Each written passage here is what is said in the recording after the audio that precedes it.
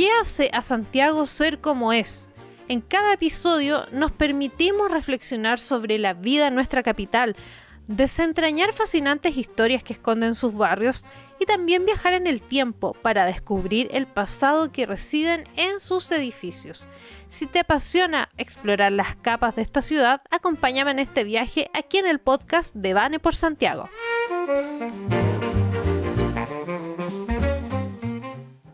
Hola, ¿cómo están? Bienvenidos y bienvenidas a un nuevo podcast de Vane por Santiago. Hoy día vamos a hablar de un tema que nos duele mucho a quienes estamos insertos en este mundo de la cultura, que nos duele mucho, y voy a hablar de la gestión cultural independiente, pero la precariedad, entre la pasión y la precariedad, porque hay pasión, pero también hay precariedad. Y bueno, partir diciendo que la gestión cultural ha aumentado su relevancia y visibilidad en Chile, desempeña cada vez más un papel fundamental en, dinamizar la vida cultural, fomentar un poquito la creatividad, potenciar también a la contribución, cohesión social, desarrollo del espacio, pero la que ha sido la vedette de esta fiesta, la torta del cumpleaños, yo creo que es la gestión cultural independiente, porque en el fondo se caracteriza por una agilidad y una capacidad de innovación que en verdad casi siempre complementa y también desafía las estructuras culturales tradicionales que tenemos, o estatales.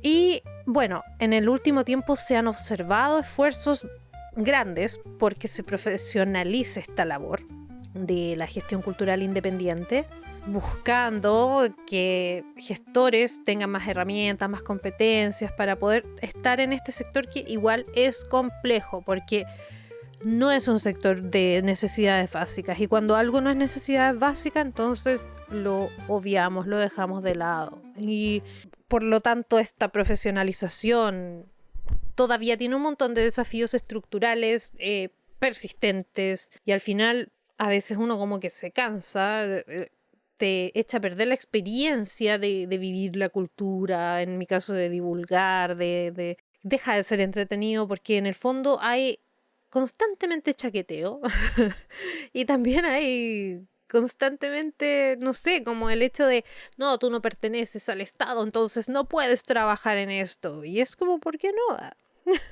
Así que bueno, la idea es un poquito ir cambiando este paradigma, y también en este podcast mostrar que los gestores culturales independientes en Chile igual la tienen difícil.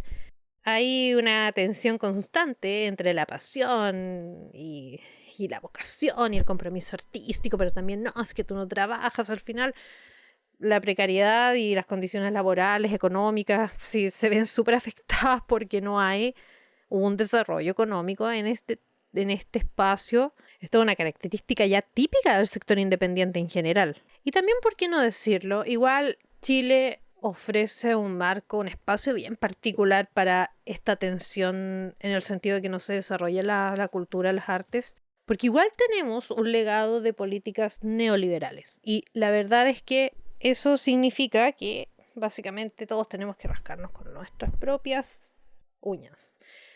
Pero no hay una profesionalización en esta difusión, por ejemplo, de lo que se hace en las artes. No hay un impacto significativo tampoco, ni disruptivo desde el sector cultural. Entonces, al final, claro, todo se centra en los mismos debates, que los derechos culturales, que los modelos de financiamiento público, que la necesidad de protección laboral.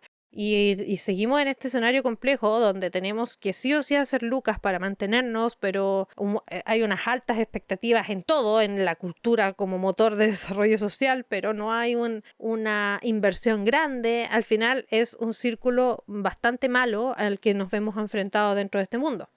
Más encima que el trabajo cultural es percibido como de bajo valor, entonces como, no, este es tu hobby, así que puedes pagar, o puedes pagar con las gracias, puedes pagar con un post, puedes pagar con una historia, como que al final te pago con una Maruchan, qué sé yo, y en el fondo es como no le damos el valor que tiene este espacio. Las condiciones materiales siguen siendo marcadas por la precariedad y si no nos damos a respetar siempre va a seguir así. Bueno, antes de seguir dando la cháchara, porque, bueno, para eso estoy acá, para dar las chácharas. Pero la gestión cultural básicamente es un proceso que se planifica, organiza, direcciona, se controlan recursos humanos, financieros, materiales, en fin, para alcanzar objetivos culturales específicos. Es básicamente una mediación entre los procesos de la creación artística, las instituciones, los mercados y las audiencias o comunidades receptoras. Pero el tema con la gestión cultural es que, bueno, primero ha ido evolucionando como concepto, pero obviamente si fue evolucionando como concepto y se puso más complejo, las universidades dijeron, o los institutos dijeron como ya, listo, aquí si tú no tienes un magíster de gestor cultural no eres nadie. No eres gestor cultural, porque bueno, ese es el negocio también. Decir que alguien no es gestor si no tiene el título.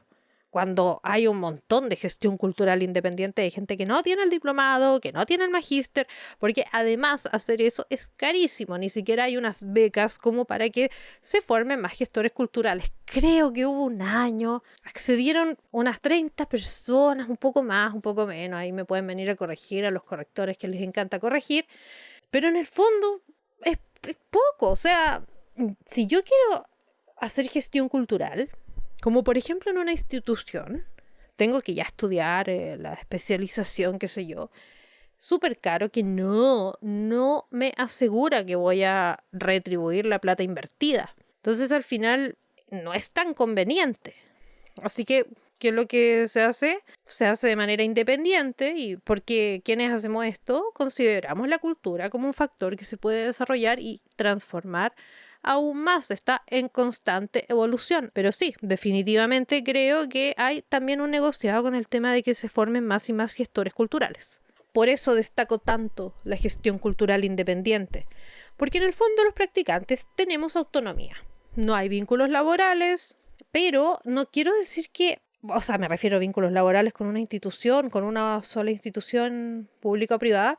En el fondo, estos gestores independientes son profesionales autónomos, consultores, tienen organizaciones, colectivos, y es súper entretenida la labor que hacen, porque en el fondo hacen la mediación entre los diversos actores del ecosistema cultural, no le ponen tanto color, no te tratan como si no fueras nadie porque no tienes tal y tal estudio, qué sé yo, apelan a la cooperación de la comunidad, la incluyen. Entonces es mucho más valorable para mí esta autonomía que tiene la gestión cultural independiente. Creo que hacia allá va a que se empiecen a desarrollar negocios en torno a la cultura para tener una base que nos haga salir al mundo diciendo como, oye, aquí hay un desarrollo de este tema porque la gente está hablando de esto.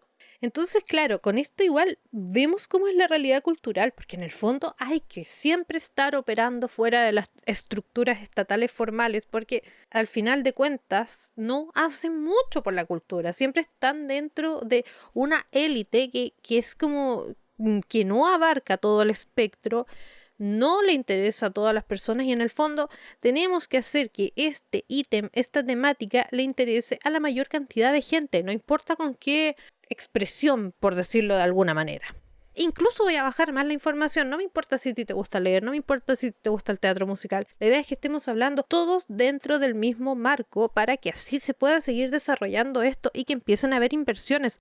No hay inversiones en cultura, de hecho en un futuro podcast voy a hablar de las inversiones, los inversionistas que hay en esto acá en Chile, porque en verdad es nulo, diría yo, ni siquiera sabemos ir a pedir plata y hay que aprender a pedir plata. Y bueno, los gestores culturales independientes aprenden a pedir plata. O sea, en el fondo, quienes están haciendo, por ejemplo, una startup, saben que tienen que ir a pedir financiamiento porque no lo traspasamos a la cultura. Claro, y con la precariedad me refiero a que al final todo se tiene que ir haciendo a pulso. Si al final el gestor cultural, que es independiente, también es divulgador, también es diseñador, planifica, produce, ejecuta, evalúa los proyectos culturales, va a pedir financiamiento. Hay gente que no sabe pedir financiamiento y está bien, no nos han enseñado nada de eso y no tenemos por qué saberlo. No nos han enseñado a mediar y todo. Por supuesto, a lo mejor para eso es una de las carreras, o espero, porque en algún momento la quiero hacer. Espero que me den todas las herramientas que necesito. Que por cierto, también la autoeducación me parece genial. Hoy en la era digital tenemos la posibilidad de acceder a un montón de información. Entonces tampoco nos tenemos que sentir menos porque no tenemos un magíster o un MBA en Harvard. Si al final lo que queremos hacer es montar una feria cultural en un barrio, o sea, y hay gente que lo ha hecho a pulso durante toda su vida y lo hace perfecto, así que tampoco hay que desconocer. En el fondo hay una versatilidad que es un perfil todoterreno, básicamente. Y eso es lo destacable. Hay un abanico de habilidades que se va desarrollando. Es como la gente que emprende. En el fondo, el emprendedor tiene que aprender tantas cosas que se desarrollan un montón de habilidades y te sirven para la vida en general. Y bueno, más allá de la necesidad económica, que yo estoy totalmente en desacuerdo, tenemos que aprender a cobrar y a cobrar bien, la gestión cultural independiente, los cultores también, divulgadores, en fin, todos los que están relacionados a la parte de la cultura, pareciera que está impulsado fundamentalmente por motivaciones intrínsecas, o como quien dice, la pasión por el arte, por amor al arte, que no debería ser así. O sea, la cultura y la creatividad es un motor principal de un montón de relatos, de descripciones de profesión en general, pero pareciera que siempre los mismos personajes con poder adquisitivo son los que pueden publicar los libros de poemas o hacen, no sé, los programas o están en las teleseries o al final se quedan en las instituciones con cargos grandes. Conozco personalmente un personaje que tenía que llevar un homenaje importante de Chile, importante, una conmemoración de varias décadas de Chile, que no hizo nada y le pagaron millones por hacer nada. ¿Creen que era gestor cultural? ¿Creen que había estudiado algo de las culturas? Yo creo que había estudiado arte, no sé, en Europa, porque ya estaban chatos de él acá y lo mandaron a estudiar a Europa. Esos son los gestores culturales que tenemos acá en Chile. No lo podemos seguir negando. Y precisamente estas injusticias son las que motivan socialmente a muchos gestores culturales independientes. Voy a ampliar el espectro a gente de las culturas, porque hay un deseo de contribuir al bienestar de la sociedad que no tiene acceso a estas esferas de la élite de la cultura. Yo diría que el lujo burgués de la cultura. Entonces, al final, decimos, bueno, tomamos lo que es nuestro, tomamos los espacios y está bien tomar los espacios y los gestores culturales lo hacen y arman festivales y arman ferias de emprendimientos y arman, no sé, y arman obras de teatro, montan un teatro callejero, porque nadie da la oportunidad y si no buscamos la oportunidad nosotros, nadie nos la va a dar porque se la van a seguir dando a estos personajes que les vamos a poner, no sé, Bob. A los Bobs que les van a dar todas estas oportunidades, todos estos millones, todas estas licitaciones para que al final no hagan nada y se lleven los millones al bolsillo y no sé, se compren una casa en Isla Negra. De todas maneras, esta dimensión de la cultura es una herramienta poderosísima de transformación social. No la dejemos de lado. Esto es parte de la construcción de identidades colectivas, de promover el diálogo que tenemos en Chile y es un ejercicio de la ciudadanía. Si te han hecho creer que la cultura no es importante y que es más importante que construyamos hospitales, que hayan escuelas y que esto y que lo otro, obviamente eso es importante, pero ahí te están quitando el espacio de reflexión en torno a lo que es la sociedad chilena, el cambio a través de los años. Y te quita la posibilidad de que tú, desde tu trinchera, desde lo que tú hagas, puedas generar un impacto positivo en el entorno. Puedes trabajar con los grupos específicos que te interesen a ti, pero te han dicho que no lo puedes hacer y que si lo haces estás quitándole el espacio a alguien inventado o te vienen a criticar. Y no, la cultura la podemos utilizar como un vehículo para el cambio social.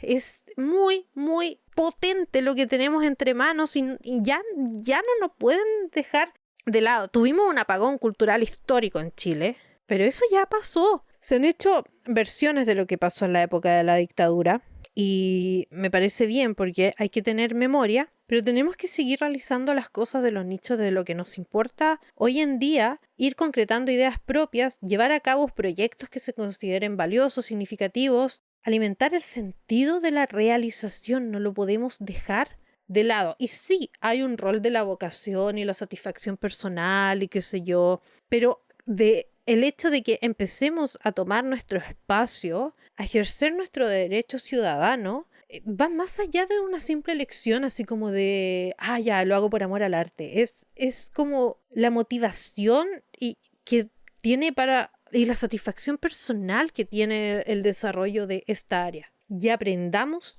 a cobrar. De verdad que si te van a decir, qué caro, qué patúo, qué te crees, chao, se bloquea esa persona. Por suerte, hoy en día las redes sociales nos dan la posibilidad de bloquear personajes que son indeseables. Seguimos y ya hay que aprender a cobrar. Ya hay que aprender a darle el valor al trabajo cultural. Así que, bueno, esto ha sido el podcast de hoy. Si te gustó, coméntame. Váyanse a mis redes sociales, Vane por Santiago. También tengo YouTube. Ya estoy como en todas las redes. Y soy demasiado pulpo. Estoy en todas partes. Probablemente voy a seguir hablando quizás del panorama cultural en Chile. Es que ¿sabes lo que pasa? Es que no me da el tiempo. Porque soy muy buena para hablar. Pero nos vemos en un próximo capítulo. Esto es Vane por Santiago.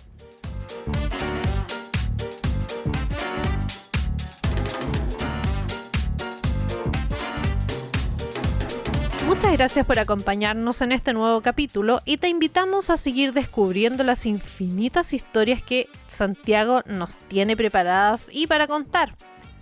Sígueme en las redes sociales de Vane por Santiago. Así, súper simple. Nos vemos en un próximo capítulo.